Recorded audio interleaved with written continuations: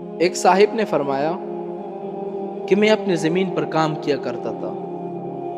ایک دن شام کے وقت جب میں گھر کی طرف واپس جانے لگا تو راستے میں مغرب کا وقت ہو گیا۔ راستے میں قریب میں ایک مقبرہ تھا۔ میں نے مغرب کی نماز وہاں پڑھنے کا ارادہ کیا۔ میں نے اور میرے ایک دو دوست تھے، ہم نے وہاں جا کر مغرب کی نماز ادا کی، اور مغرب کی نماز ادا کرنے کے بعد ہمارے جو معمولات ہوتے ہیں، ہم تسبیح کرتے ہیں، اللہ کا ذکر کرتے ہیں۔ ہم نے بیٹھ کر وہاں پر اللہ کا ذکر کرنا شروع کر دیا، اور جب آہستہ آہستہ اندھیرا چھانے لگا تو مجھے کسی کی کرانے کی آواز آئی۔ میں نے ادھر ادھر دیکھا تو مجھے کوئی نہیں دکھا۔ تھوڑی دیر کے بعد پھر مجھے ہائے ہائے ہائے ہائے کی آوازیں سنائی دی، جس کی وجہ سے میں ڈر گیا اور میری رونٹے کھڑے ہو گئے۔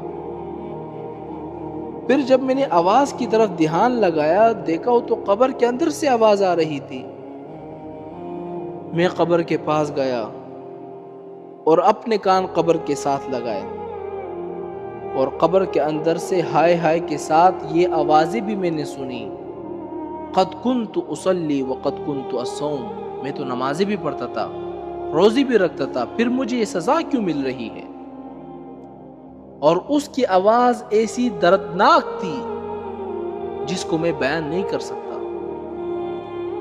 پھر میں اس قبر کے پاس سے اٹھا اور اپنے دوستوں کے پاس گیا جو نماز پڑھ رہے تھے، ان کو بلا کے لایا اور ان سے کہا کہ تم میرے ساتھ چلو، یہ آواز سنو، یہ واقعتاً آواز آ رہی ہے یا میرے ذہن کا کوئی خلل ہے؟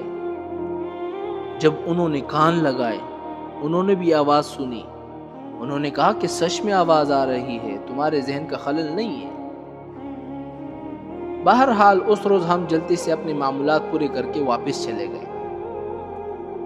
دوسرے دن پھر جب میں واپسی میں مغرب کی نماز پڑھنے کے لیے اس مقبرے میں گیا، اور یہ سوچ کر گیا کہ میں جا کر وہاں پر آج بھی آواز سنوں گا، آیا وہ آج آواز آ رہی ہے یا نہیں آ رہی؟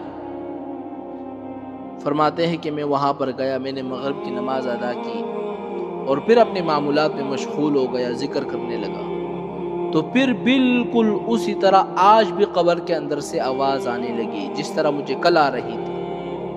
اور میں قبر کے پاس گیا، میں نے کان لگائے تو وہی الفاظ میں نے سنے جو میں نے کل سنے تھے، کہ میں تو نمازیں بھی پڑھتا تھا، روزی بھی رکھتا تھا، پھر مجھے کیوں سزا مل رہی ہے؟